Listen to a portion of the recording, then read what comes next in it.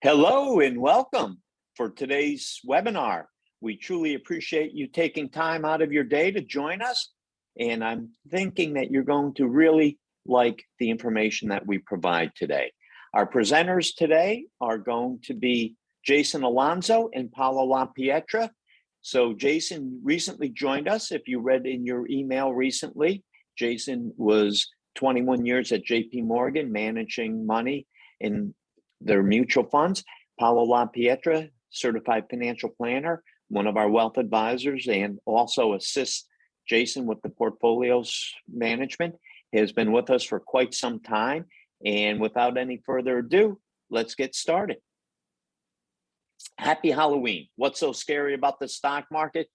Well, September is usually the worst month, historically speaking, and this September did not disappoint. The markets were down about 5%. And October is a little better. This October seems to be a lot better. So with regards to different asset classes, year to date, we're looking at large cap equities up about 16%, small cap 12%, international, developed international countries 9%, emerging markets are actually off 1.25%. And then when you look at bonds, the bond index is down 1.55%. As we sit here today, the total return of the S&P with dividends is almost 21%. That means that if you're looking for safety in your portfolio and you feel bonds is the place to be, you're looking at about a 22%, 23% difference between stocks and bonds. And this is why after today, you'll see why we're very comfortable with stocks and we're looking to underweight bonds for this reason. Commodities year to date have been on a roar and they're up almost 30%. When you look once again at US equities, they continue to lead versus international. As you know, we have no international holdings in our portfolios. We're sticking to our guns on that for now. There may be a change of heart in the near future, but right now we're looking at it every day. Jason brings us information in our weekly investment committee meetings. But if you look for quite some time, for years really, US equities have outperformed international equities hands down. And this is one reason why we're very comfortable not owning any international equities at the moment. Our tactical positions right now, as I shared with you a few moments ago, we're overweight US equities, also technology, energy, financials, and small cap. We're very comfortable with that. We're underweight international equities. We are underweighting bonds, and we'll be doing more of that because we're just not comfortable owning bonds with the US Treasury note at 1.5%, depending on what day you're looking. If you go back 40 years, the US 10-year Treasury note was yielding almost 16%. So when those yields have fallen over the last 40 years, the price of the bonds, there's an inverse relationship, have gone up.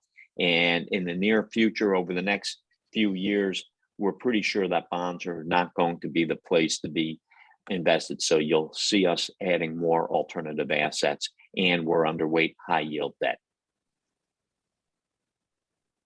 With that being said, I'd like to hand off the next segment to Paolo LaPietra.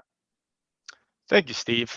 So with the Delta variant being on the forefront of everybody's mind over the summer and now even into the fall, I just wanted to spend a few slides giving an update on COVID and how that's been affecting the markets. So one of the strongest tools we have against COVID is the vaccine, and the US has been continuing to make progress on the vaccine rollout. Taking a left at the bottom left of the graph, the blue ridge line represents folks that have been fully vaccinated, while the pink ridge line represents folks that have received at least one shot. And these numbers have been steadily increasing since February, with 67% of the population at least receiving one dose, which is over 220 million people. And the promising data we're seeing from oral antiviral medication, people that they could take from home. Our forward outlook on the fight against COVID is looking very, very strong. Now, one of the hurdles that we face during our pandemic recovery is the possibility of new strains of the virus. And the Delta variant is this prime example. Taking a look at daily new cases in the US, The red line on the graph shows a steady increase in Delta cases starting in June, and this has caused a lot of business to either alter, delay, or even completely stop their reopening plans. The positive sign here is the steady decrease in daily new cases shown by the green line on the graph since the beginning of August, which suggests the fact that hopefully we've seen the peak of the Delta cases. Here we could see the impact that Delta had on personal consumption during the rise of cases in the summer months that we saw in the previous slide. Looking at the left of the graph, starting with the first quarter, we could see a steady increase in personal consumption, which continues in the second quarter for the most part, until strongly dropping off in the third quarter, as we could see all the way to the right. And this makes sense, right? As cases increase, retail stores and restaurants, small businesses, they close down or they limit capacity, and people are less inclined to go out and spend money, and this directly affects personal consumption. We could also see how the increase of cases affected air travel. Here we're looking at the percentage increase of passenger traffic on a week-over-week basis. Starting from April 2020, we could see a steady increase in airline traffic until August of this year, where there's a hard drop-off of only 3%. This was right during the peak of the Delta cases, and you could see how this affected people's confidence and willingness to travel. But since a steady decline of Delta cases, we could see that airline traffic picked right back up, increasing by 67% in September and forecasted to continue to increase for October. So why is this consumption theme so important? Well, when looking at GDP breakdown for the United States, consumption equates to almost 70% of GDP. And just quickly, GDP, which stands for gross domestic product, is just a way of measuring economic activity. So in order to re-accelerate economic growth for the fourth quarter and continue for 2022, it's important that we continue to make strides with the vaccine rollout, be diligent about current strains and any future strains of the virus so that we can continue to reopen the economy and have consumers do what they're meant to do, which is spend money. The next few slides, I'll be giving an economic update as well as a market outlook for Q4 and also 2022. So here we could see economic growth measured in GDP coming out of a recession. The pink squares of the chart represent a recessionary period, and the blue line represents GDP, and the black line, or dark navy blue, I'm not sure if I'm colorblind here, represents the Federal Reserve Weekly Economic Index, or WEI, which is just a forward-looking indicator for GDP. If we take a look at the left of the chart, in 2008, during the Great Recession, we could see GDP drop almost over a 2-year span until just before 2010, where GDP shoots up over 3%, and then eventually leveling out to more normalized levels around 2.5% from about 2012 to 2020. Now, if we look at the COVID recession, we could see a much sharper drop in GDP due to the economic shutdown to stop the spread of the virus, with an even more significant recovery. If you look at the top right of the chart, you could see that the WEI starts to trend downwards. Now, this is perfectly healthy to see forward guidance being reverted to more historical levels around 2.5% or 3%. But as I discussed in slides before, with COVID cases on the decline and increased consumer consumption, we can see a reacceleration in growth. So let's take a look and see if the consumers are in a position to increase consumption. Here we could see debt payments as a percentage of disposable income for consumers. And this chart here goes back 40 years, and we could see the percentage fluctuate from 1980 to about the mid-90s, where debt payments steadily increased until right before the Great Recession in Q4 of 2007, hitting a 40-year high of 13.2%. Now, if we look at the bottom right, we could see that debt payments have currently dropped to a 40-year low of 8.5%. This is a great signal showing that consumers, on an average basis, have much more wiggle room in their budget for discretionary spending, adding on to that supporting argument for increased consumption for Q4 in 2022. Taking another look at consumer finances, we could see that household net worths have been steadily rising since 2000. So we're now seeing that consumers not only have more room in their budget for discretionary spending, but they're also building wealth simultaneously. Again, just further adding on to the thesis that consumers are arguably in their best financial position they've been in the last 20 years. One of the biggest worries during the economic shutdown was the amount of people that lost their jobs by not having the option to work from home. There was a lot of questions around how long it would take these jobs to come back, or if there would even be a need for these certain types of jobs in this new world of social distancing. Well, if we take a look at this graph here, we can see that we're at an all-time high for job openings in the last 20 years in the US. One number that me and Jason watch closely every single week is the weekly jobless claims numbers, which is just the number of people that are newly filing for unemployment.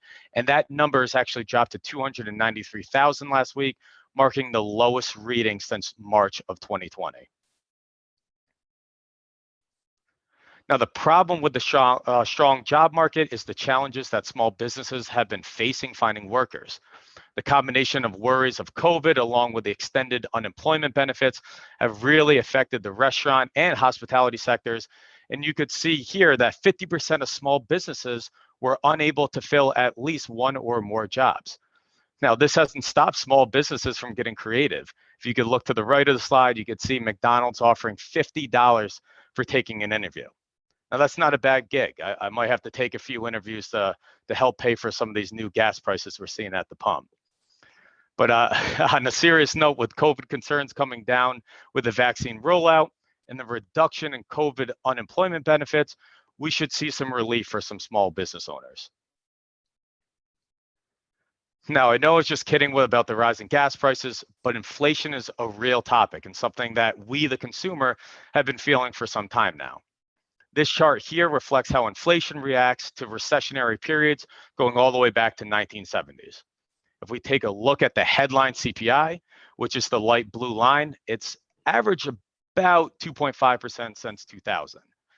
If you look all the way to the right of the slide, you could see that headline CPI is at about 5.2%. And we've seen that manifest in everyday life, right? The cost of gas, increased lumber costs, the cost of homes, car prices, you name it. But if you look closely at the end of the graph to the right, you could see that headline CPI is starting to trend downwards. And this is a positive sign that inflation is trending towards more historical averages. A lot of the inflationary pressures we've been facing is due to supply chain issues and labor shortages. But as we saw on slides before, people are returning to work, which will help the supply chain issues that we face, labor issues, which in turn will help suppress further rising costs. And the next few slides, Jason will be taking over. So Jason, the floor is yours. Thanks, Paolo. Just for everyone that has not heard from me before, my name is Jason Alonzo. I'm portfolio manager here at Bouchey Financial Group. I want to thank Steve and Paolo for the valuable information on COVID, the economy, and inflation. Today, I wanted to share our perspectives and outlook on the bond market, as well as some opportunities that we're seeing in the marketplace for our client portfolios here at Bouchey Financial Group.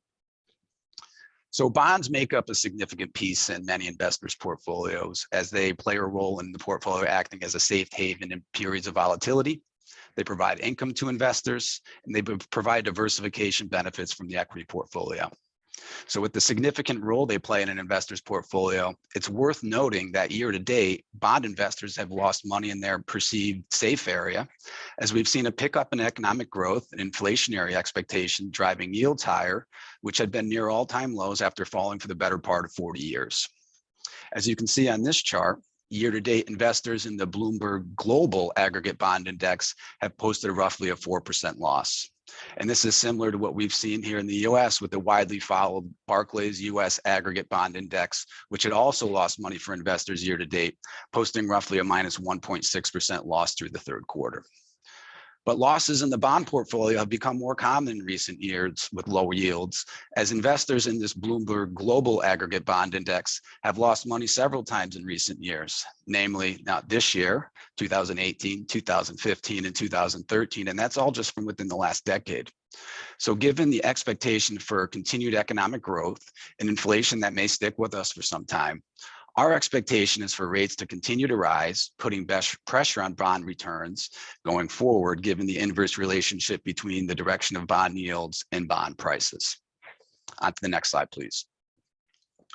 The graph on this chart shows the spread above treasuries for corporate debt, with the spread meaning the amount of return that investors are being paid for taking on the credit risk of corporations. And the risk is the risk that investors won't get paid back. The red line on this graph shows the spread, or again, the amount paid to investors over time for taking on the credit risk of corporations. As you'll notice, in good times in the economy, this spread is low as companies are making more than enough money to satisfy their credit obligations, and the forward outlook for profits is good. In more difficult times, a company's ability to pay back their creditors comes into question.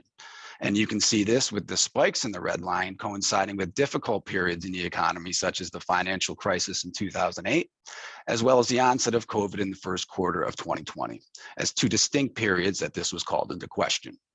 But the point of this chart really is that not only are rates low, but the compensation that investors are taking on for corporate credit is near all-time lows, making it a less attractive point to take on credit risk at this juncture. On to the next slide, please.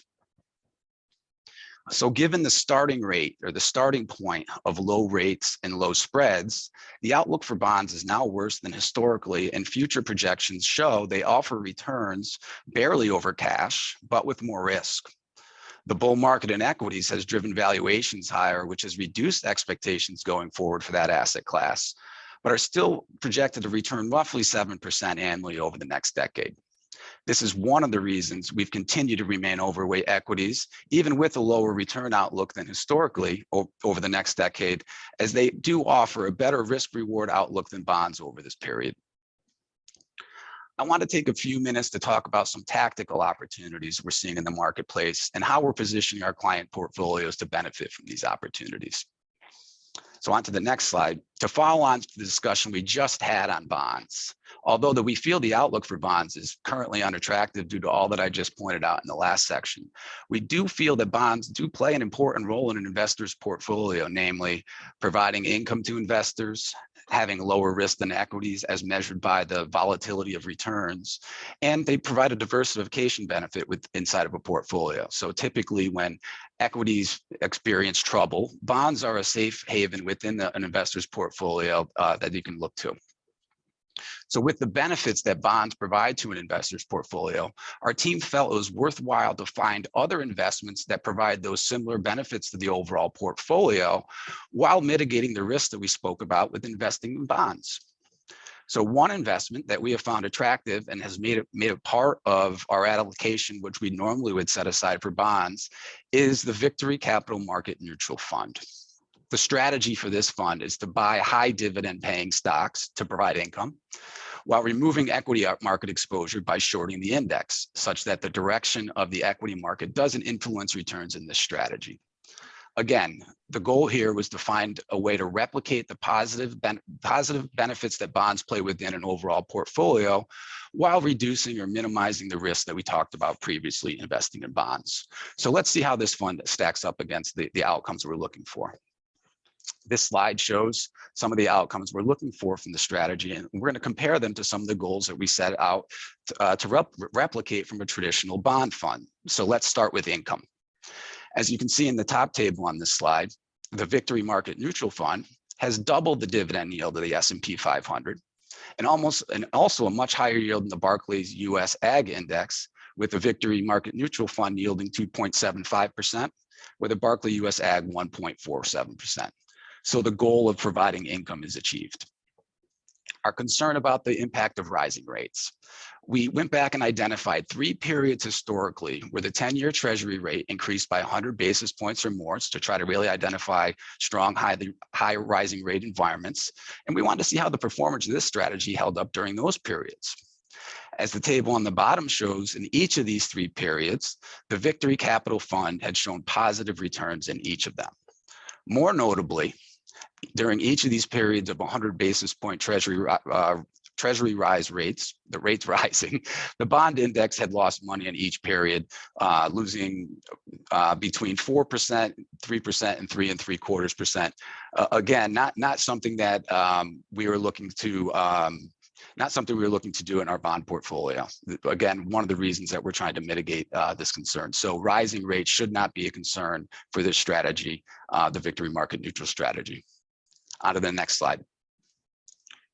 The graph here shows the risk or standard deviation of returns for the S&P 500 or stocks in green, the Barclays Aggregate Bond Index in orange, and the Victory Market Neutral Fund in blue over the last 5 years.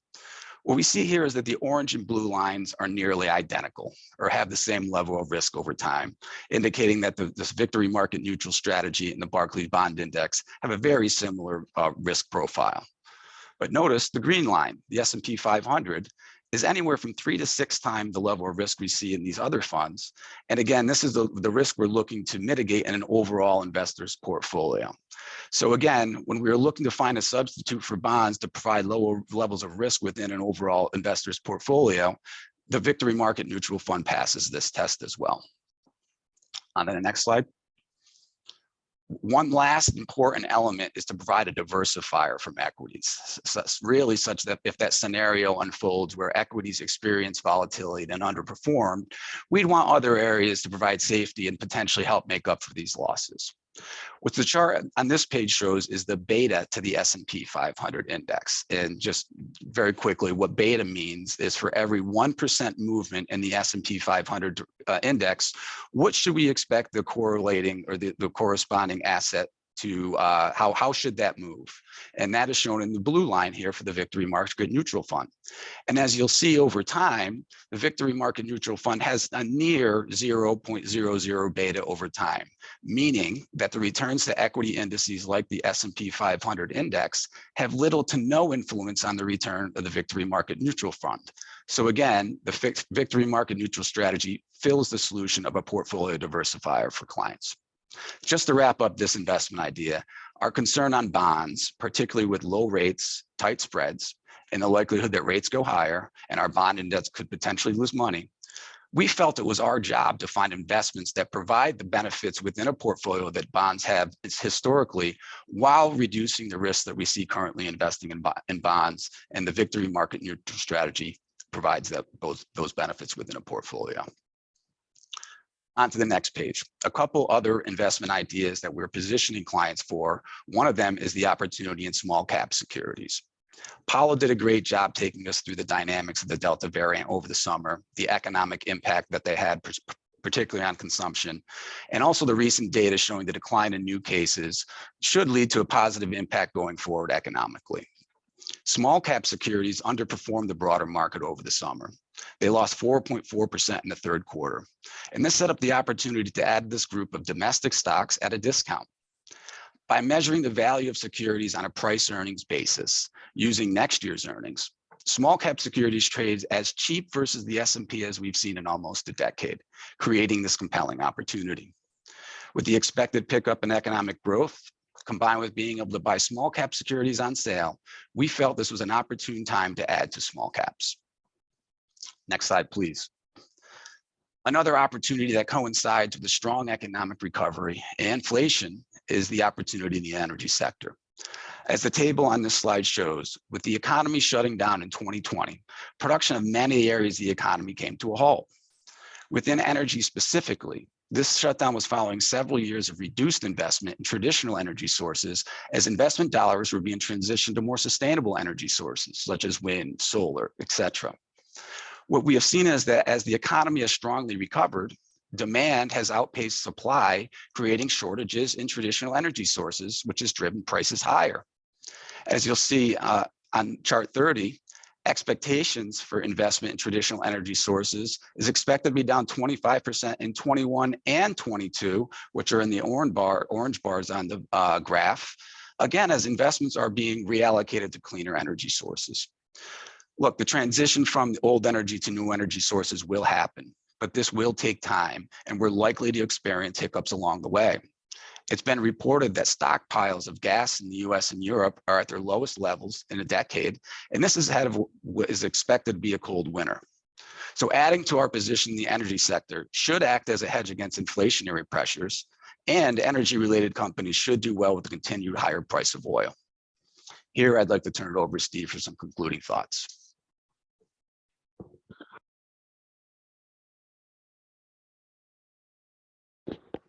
Steve, you're on mute. I'm sorry. Thank you, Jason and Paolo. I think you really provided a lot of great information. I know that if you have any questions, please contact us. One of us will get back to you. As you can see, I continue to surround myself by really smart colleagues, talent that I think is second to none. Jason and Paolo today just showed once again and confirms the fact that we have a team that is truly the best team that anybody could have. 4 certified financial planners, soon to be 6, 4 CPAs, 16 professionals total. I'm so proud of this team. I'd like to say thank you once again for tuning in today. We'll be doing these webinars once a month. And in the meantime, stay safe, stay healthy, and we'll see you next month. Thank you.